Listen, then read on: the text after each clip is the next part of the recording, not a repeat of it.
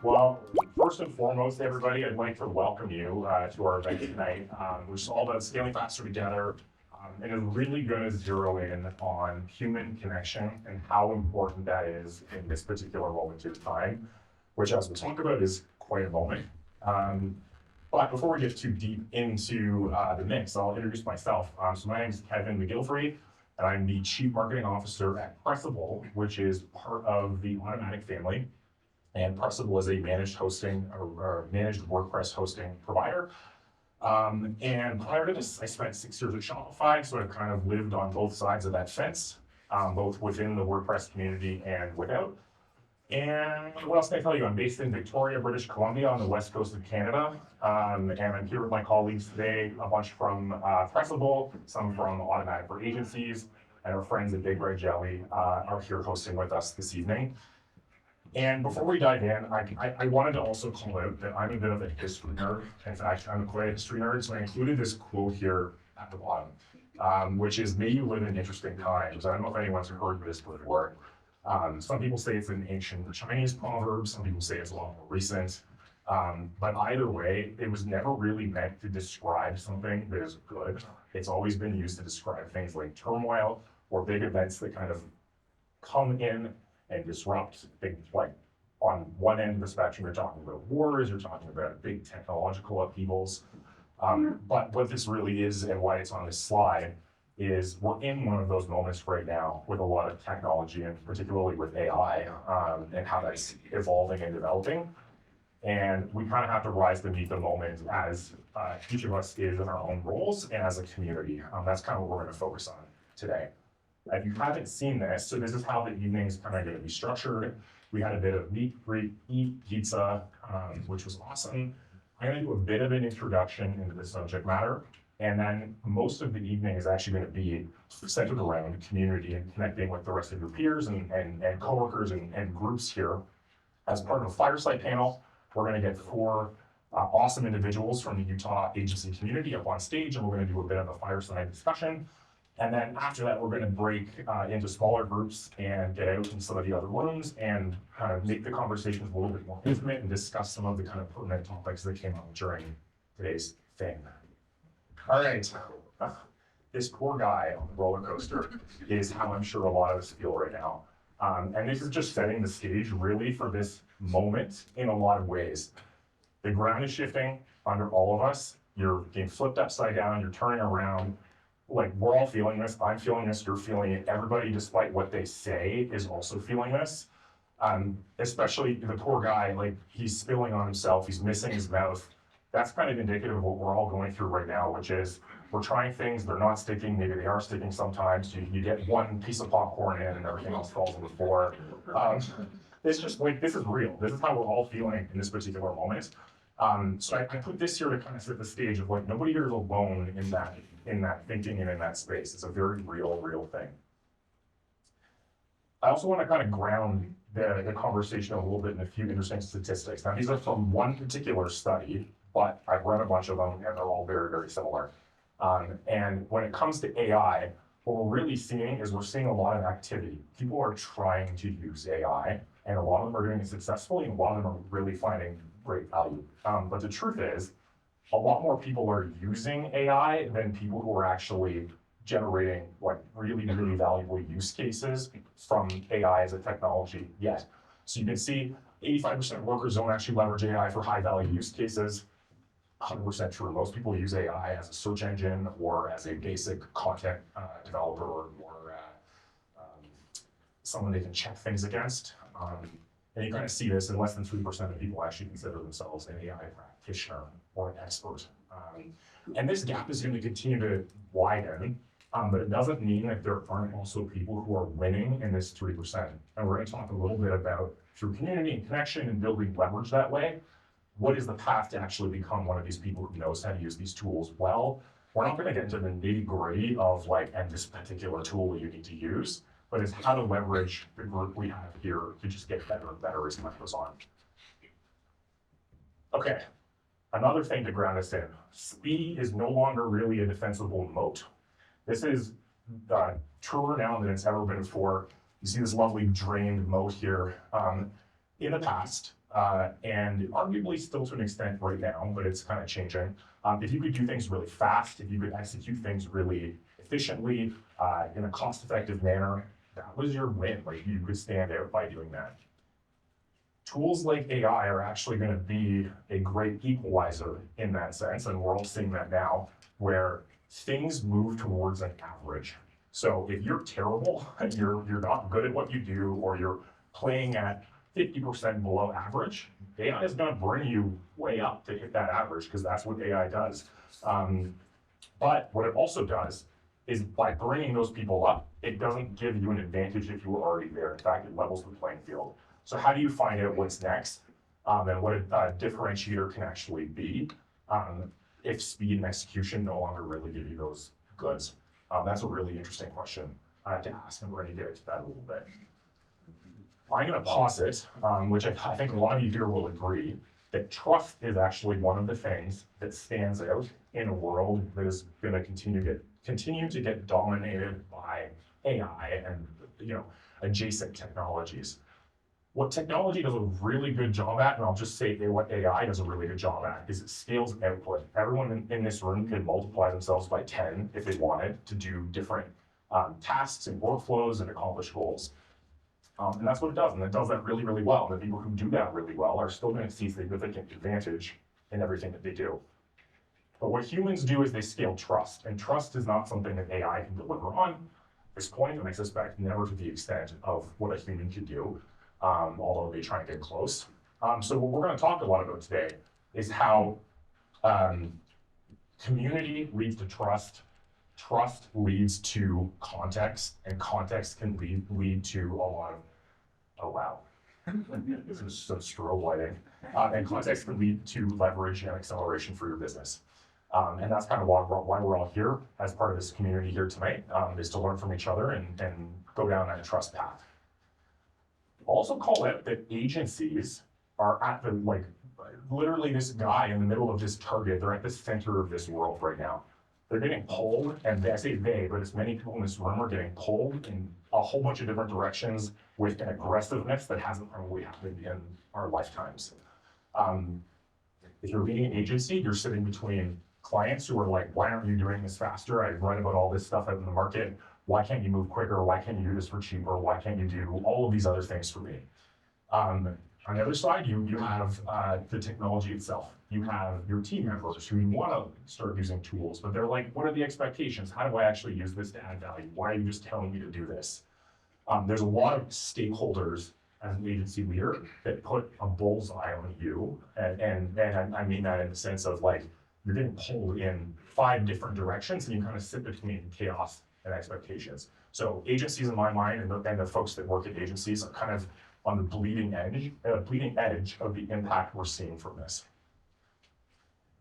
The good news is Utah already has a great network, and I spent a lot of time in advance of this chatting with the Big Red Jelly folks and other folks in the Utah community. There's a bunch of them we work with, and it is really great to see that Utah already has the groundswell or the baseline to step off of and do this really well and build off of community.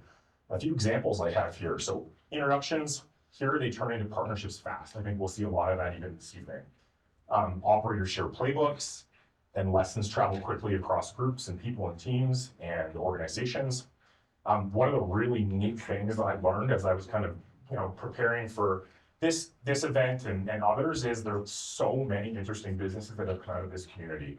The list includes names that I actually didn't know came from Utah or Lehigh or Provo area, and there's a lot of them. It's very impressive. And a lot of these companies are often 1-2 relationships away from making a big jump, becoming your next breakout client. Companies move from being very, very scrappy to national rock stars in record time. And I love this bottom one here. Like, Utah-born brands routinely punch way above their weight, which is really, really cool to see. So the moral of this slide is you're not starting from zero. You're actually starting a little bit ahead in this conversation and this journey. What I want to hammer here is context is really the next competitive edge, and I kind of gave you that flow of Connection leads to trust, and trust leads to context. And context is really, really important, particularly when it's shared amongst highly skilled, highly experienced folks who've been working on similar industries and projects for quite some time. Great examples here. So like things like peer access reduce trial and error. The less you have to do yourself for the first time and break the thing when 7 other people in this room have already broken it, the better. That leads to improved accuracy and precision in what you're doing. Shared learning also accelerates maturity. So you can get to a mature state where you're actually operating really, really well quicker, and it actually puts speed a little bit back in the conversation from what we were originally saying was sort of becoming a little bit of a leveler. And then trust shortens cycles. So this is 100% true. You can move quicker if you have trustworthy partners, whether it's businesses you work with, peers you work with, agencies you work with, freelancers, developers, designers. Trust with all those people in the community really shortens the cycle for you to be able to move quicker and build your advantage. The biggest blocker with AI is not access to the tools. It's not knowing what to use it for. And those stats on the first slide kind of really put that in perspective. And these things here will help you avoid that pitfall. And we'll hear some examples from the panel in a few minutes of what this looks like in practicality. Connection turns into compounding growth, and this is a really important one. So all the connections and relationships you have are super important, and they can look like many different things. So I mentioned a few: the peers you have in this room, the partners you work with, the support teams you engage with, the freelancers you engage with, the employees you have on your team. And it doesn't even have to be people, it can be programs, it can be platforms that always put people first. And these things all compound and compound and compound. And the more little things you do here, the more impact and resilience you'll see in the long term.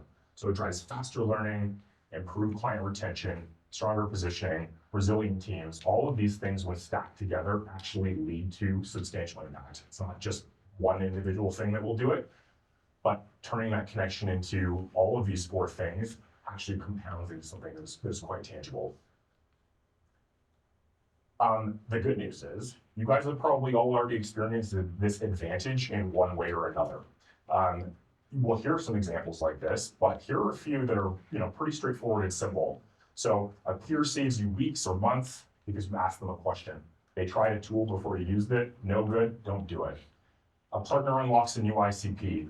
You have a partner who has spoken to a particular audience before. They tried something, didn't work. They tried something, worked. What can you learn from them to accelerate your business? A client stays because they trust you. Support understands your business. All of these things contribute to that advantage that I spoke to. And there's like a gajillion of them. These are just 4. And the best operators lead with context. So the best operators are doing more of the right and less of the left. So they're doing more collaboration that is an extension of their business. So people actually adding value and having that compounding effect because they really, really understand what you're doing and what your goals are. This could be support, it could be a partnerships team, it could be a whole bunch of different things, other leaders. And the right always trumps the left, which is the generic, the reactive, your account number. This is a practical, more partner-focused example. But the moral here is ecosystems create that context, and context creates durability, and durability is actually what's going to be required more than ever in the future. And to boil this down, like, we're basically making this shift, or I'm advocating for this shift, and I think we'll hear some tangible examples of folks in this room who have done that. Moving from less, oh God, I have 99 tools I need to choose from. I'm overwhelmed. I've tried 3, none of them work. How do I do 99? To who can I actually ask about it? Who can I learn from? Who can I leverage to shorten this cycle and partner with them, build with them to avoid the bloat and uncertainty that happens on the left side of this arrow. And I think I really also just want to say connection is a strategy, and it should be a strategy, I think, of everybody in this room. Because as we move into a world where tools like AI and other adjacent AI tools are going to make what we experience online, a different sort of experience than I think what many of us have been used to over the last 15 to 20 years. And the connection that you have with individuals, whether it's for a job referral, for a partner referral, looking for someone who you want to hire for a specific skill set, a agency you want to work with, an agency you want an introduction to, all of these things, I think will eventually start moving back into the connection sphere and adding value that way rather than being more spray and pray online. And the last thing I kind of want to say here before we dive and kind of finally set the scene for our fireside chat is the bar is going to keep rising. This is going to keep changing. None of us can stop it. And the finish line is going to keep moving, and we can't really do much about that as individuals. But what we can do is come to the realization that isolation is not the path to go. The community path or communities that adapt faster than individuals is 100% going to be the way to try and stay on top of as much of this as humanly possible. And there's a quote which I didn't want to say, but I'll say it from Game of Thrones, where it is the lone wolf dies where the pack survives. That's kind of the concept of learn as much as you can from the people around you, because it's much easier to grow and thrive and accelerate and adapt together than it is as an individual. I think we're going to talk a little bit more about that, and that's also why we're all here today, to meet other folks in the community and learn from each other. So, without further ado, I would like to invite Josh, Zach, Tyler, and Ben to join me on stage, and we'll do a little fireside conversation. Zach, welcome to the stage. That's a great point. And Tyler, I'm curious your thoughts. What are maybe some signs that teams or agencies or people are slipping in that regard, and trust, alignment, and the kind of human connection is faltering that you either become aware of or have seen happen? Yeah, I can talk maybe internal teams, but also like external teams, right? I think we've all felt, let's say you're a manager, you've all felt an employee retreat, or I think what they call it is quiet quitting, right? They're just like getting that hours in, but not, they just don't care. So I think just noticing like what's going on in people's lives, what's motivating them, how can I like actually understand them and connect with them and see, is this a good fit or not? And similarly, if you compare that to like our clients, right? Like at Big League, we almost demand that we meet with clients monthly. Like we don't want the out of like, we'll skip this meeting, because we want that connection. And it does happen from time to time where client they're too busy, they can't get involved, and then all of a sudden their boss is asking questions that they don't have the answers to, right? And so it's just looking, I think, for those signs that, hey, someone's like disconnecting here, and we need to like push the conversation and reconnect. And if we can't reconnect, whether it's internal, is this a good fit, right? Or if it's external, is this a good fit, right? If we can't have those communication channels with you, then we're probably not going to be as successful, right? 100%. Yeah, that's a great point. Josh, we'll hot potato that back to you. I want to shift a little bit now to we talked about things happening internally to agencies. I want to shift a little bit to talk about maybe some external partnerships. I'm curious whether you have an example where an external partner helps you grow, reduce risk, or feel more supported as a leader. So outside of your immediate Big Red Jelly crew. Yeah. There's a gentleman in the crowd, I won't point him out, but he knows who he is. We had a chat a couple of days ago, and he asked me a question. He was just asking me questions about how did I grow my agency, which I thought I love, right? And he's starting a very small agency. There's the shortcut, right? Like, hey, help me avoid all of these headaches that I'm inevitably gonna have. Like one lunch could save you how many headaches? And my first answer, because I've been asked that question many times, like, what would you do if you could go back? And usually my first answer is, I wish I would have Anyone read the book Who Not How? Wow. Hey, shout out. Like it's in the title, like Who Not How.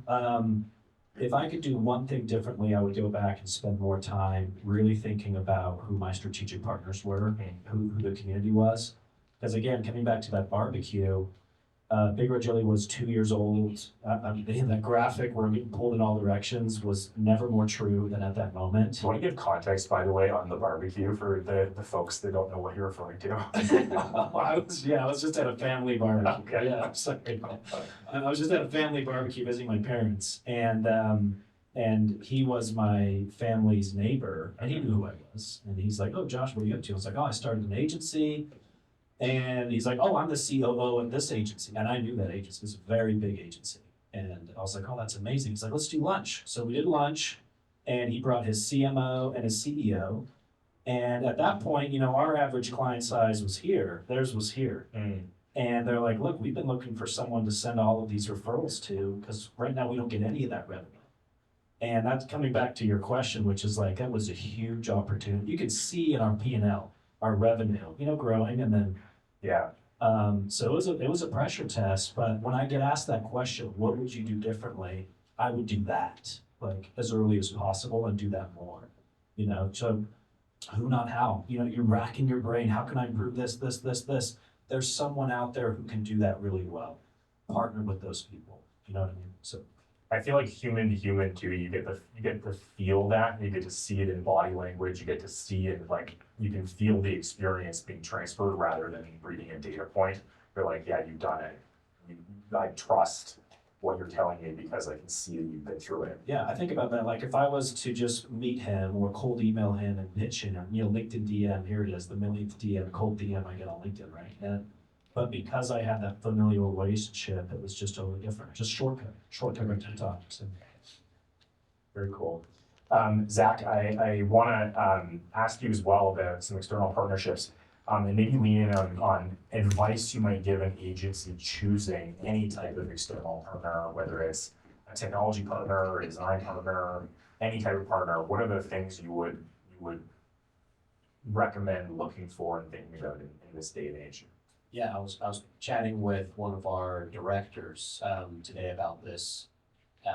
We're always looking for new partnerships, and one of the things that we look for in partners basically, is that partner or are those partners going to push us to be better at what we do? Anybody can hire or partner with an agency or contract a tool or software or whatever, buy some licenses, and then request that thing does more stuff for them.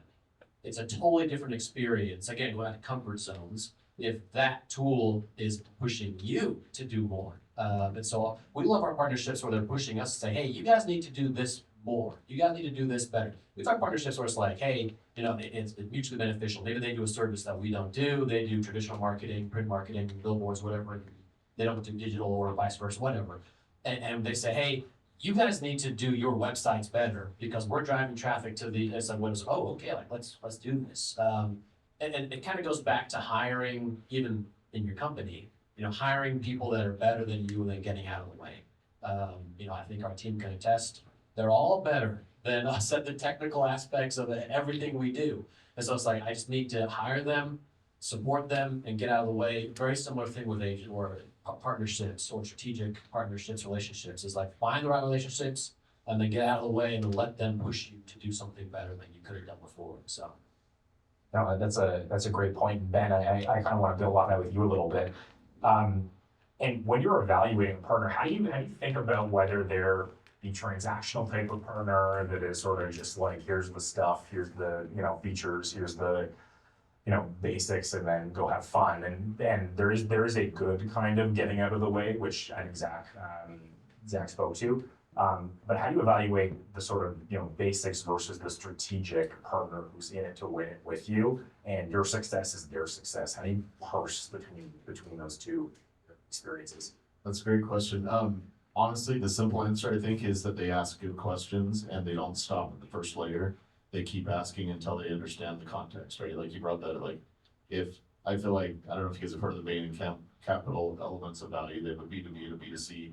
one, and the bottom layer is this very transactional, like, what are your features, how much does it cost, like these things that any company can beat you out on by just charging a little less, whatever, but the elements of value that mean the most are the ones that have more to do with your vision and your future and stuff like that.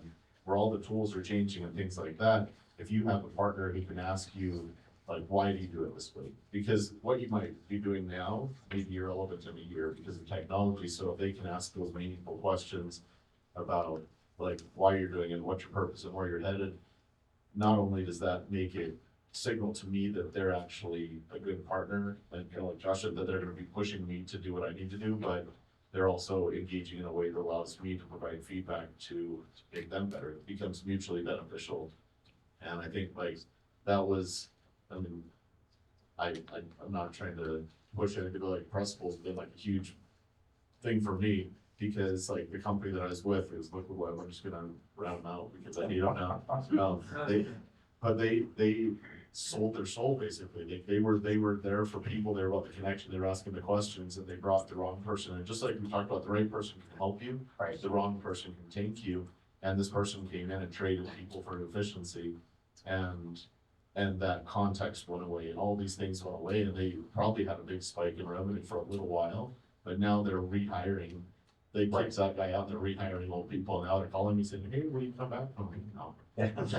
Too late, But I really think the answer is just that you can tell when someone's trying to sell you versus when someone's trying to find out if you're a good fit, because a sale's gonna get you so far, but a good relationship's gonna get you further. 100% agree. Tyler, but actually, before I ask this question, by show of hands, who saw Anthropic's Super Bowl ad that was making fun of OpenAI? A bunch of you? Yeah, it was basically an ad. If you haven't seen it, you should watch it. It was making fun of the fact that ChatGPT basically validates everything you say, and it's like, oh, great, I can help you with that, and even if it's something completely ridiculous. So if you haven't watched it, watch it. But in the context of that, for this question, what separated partnerships and like human partnerships rather than tools that truly mattered from ones that were simply convenient? And my analogy here is like ChatGPT is convenient. It'll give you something quickly that is a pat on the back and some information. But what separates partnerships as well that are like that from the ones that really matter to you? Did you see Sam Altman's response to that, by the way, I actually didn't. on But Twitter? what did he say? Or next, I don't know. I don't like that network either. I go find it. It was funny. He's defending himself and then essentially calling Anthropic out for being horrible people. But, it's funny to see the wars. I should remember the question. It was basically just what separates the the humans that act like an LLM versus the real strategic partners. Yeah, I see it so often where people are willing to take those shortcuts, right, for these short-term gains. And I think the partnerships that we really look for are those that recognize that the short-term gains aren't what we want, right? We want longevity. Talked about being genuine earlier. It might take longer. It might cost more. But the partners that realize that that's okay and they're willing to play the long game and not, cut things out for the short game, that's 100%. That's where we're looking for all day long. In fact, we're trying to educate, right? Right. Hey, these are shortcuts. You could take them. Here are the risks involved. But ultimately, I think those that play that long game are going to win out. I 100% agree with you on that one. All right, this is the last section. It's actually my favorite section. So, Josh, we'll start with you. And this is all about looking ahead. So, as much tea leaf reading as you can for the group would be great. So, my first one to you is, as things continue to change, AI tools continue to evolve. What human qualities are going to matter more in a world where we all see where things are going? What are the human qualities that are going to stand out? Yeah, this is probably my favorite question. I think about it a lot. I was thinking about it We need like, we joked around at Big Ridge, like BCAD. Is there a term for before AI, after AI? Kind of thing? It's like, I wrote this blog pre-AI. It's like, wow. Not to, yeah, I've been thinking about it a lot, especially now. So now a lot more so, but with digital or marketing or design and with AI, there's so much commoditization that's happening, right? Everything's turning into a commodity and it's being democratized. And if anyone in this room, you have to think 6 months from now, a year from now, what is going to be happening. And I tell my team all the time, and I think about it a lot, I think it's going to put extra emphasis on human connection and true strategy, right? I was watching an interview yesterday of a Michelin star chef, and he was getting interviewed. And the lady asked him, hey, what's the most important job to hire for a Michelin star restaurant? You'd think it'd be the head chef, or maybe a sous chef, or the line cook, whatever. He says, the general manager. You can make average food, but if you have great service, people are going to come back day and day and day and day and day. You can make the world's best food, but if you have bad face-to-face customer service, they're never going to come back. And so I think that's where companies are going to start to spend their money, is like an agency, for example, the human connection that they have. And I brought this up today. If you go and read our reviews, I went and read through our reviews. 90% of them did not talk about the product, right? It just talked about the interaction that they had with our people. Like, if that's not a sign, I don't know what is. The last thing I'll say to that is, because we see it, to your point, we're the tip of the spear in agency life. Like, you're in the trenches, you see what's happening. We do a lot of branding, and we're starting to see the pendulum swing the other way. We've gone through this era of minimalism and perfection in logo design and branding. And now we're starting to see companies start to invest in organic, almost imperfect. Branding is turning into art because people are thirsty for the human connection. There's a reason that farmers markets now are at an all-time high. Right. It's really interesting to me. So anything you can do to train your people on how to be better people. You know what I mean? Communication, building trust, being imperfect, like we can really lean into that. That will differentiate. So really interesting to think about. I agree. And Zach, I'm curious, with that context in mind, where would you say is the right place to invest? If you're an agency right now, in the context of shared learning and community being a big piece here, but not discounting individual learning as well. Like where should people invest their time and their effort? Yeah, that's a really interesting question. I think, especially when it comes to agency life, there's efficiencies. You could argue it's more efficient to have siloed kind of non-peer-to-peer learning operations.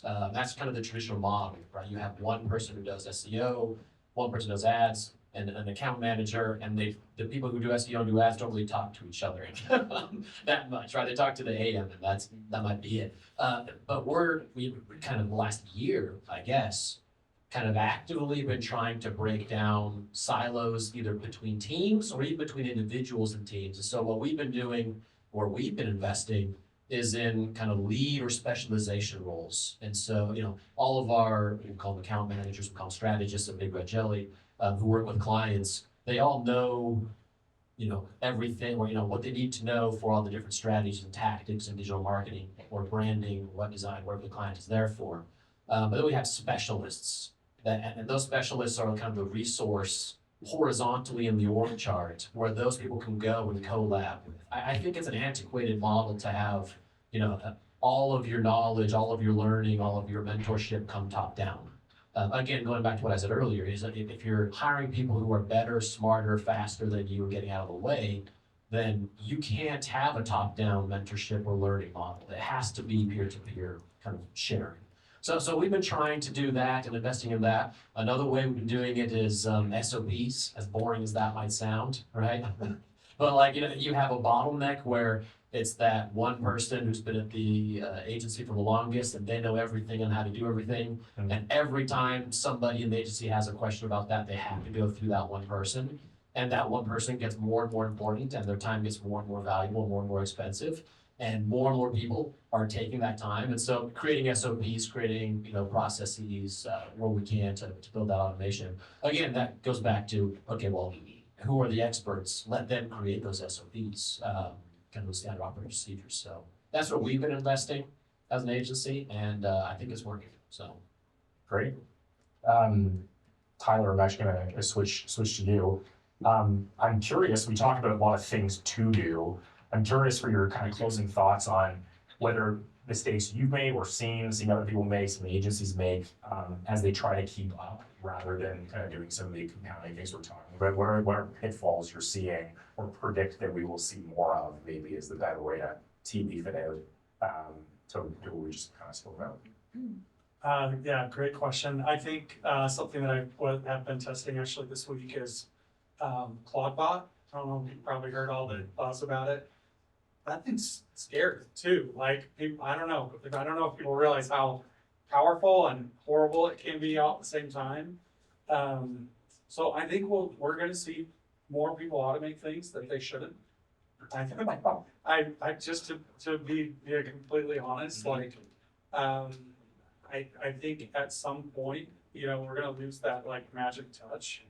One thing that we're investing in right now is like back-end platform that houses all of our data, all of our information, and connects all the APIs and everything, and becomes like our brain, our knowledge base for each individual client, for our departments, and it's also AI powered. But man, do we have that thing on lockdown, right? Like, you cannot let these things just be or just be how they are when they are first out of the box. So yeah, I don't know. Do you feel like answered the question well enough? Yeah. Any follow-ups? No, I think that's good. Actually, that actually dovetails into my final question for Ben, and you drew the short straw. You get the final question, which is, if you could leave this room with one piece of advice, the magic bullet for navigating the next few years as an agency, what would it be? Did I do it in an interpretive dance? Please, yes.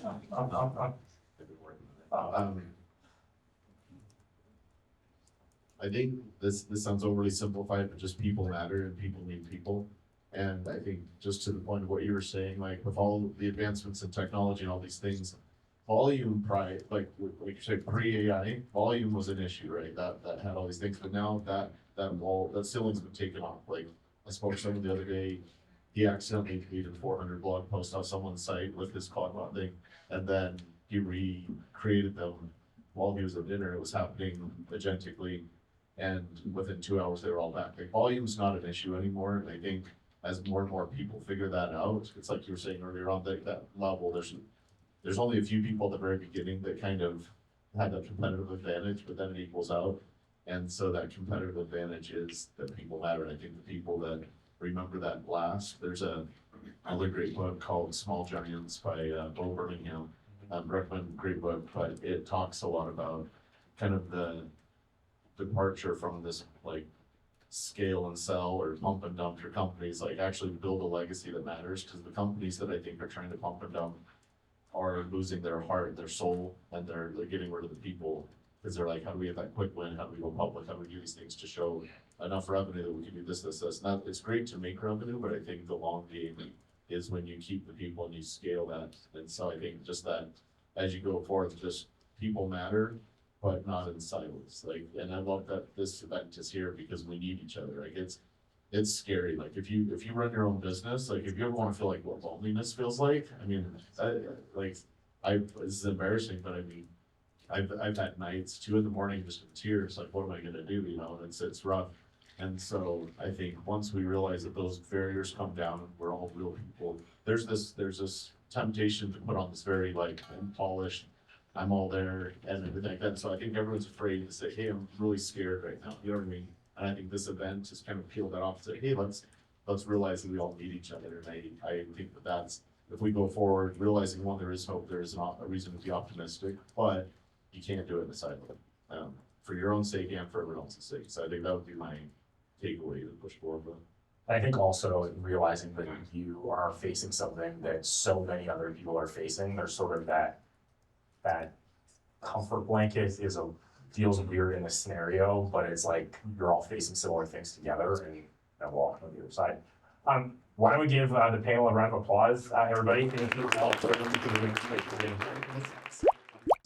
So we have 4 leaders who, if they're here, maybe wave and move forwards. We've got Andrew, Cameron, Shane, and Ashton from the Automattic team and from Big Red Jelly, who are going to act as facilitators for this next session. And oh yeah, Elena, you added the letters here. So if you see this here, we're going to go and split the group into 4 by last name. So pick or look at who your group leader is based on your last name. And the rooms are up here underneath the 4. So we're in theater, and Green River, Silver Lake, and Arches are just outside and around the corner, but we'll have the facilitators make sure everyone finds their correct room, grab a slice of pizza. Yeah, excited for this next phase. Thanks, everybody.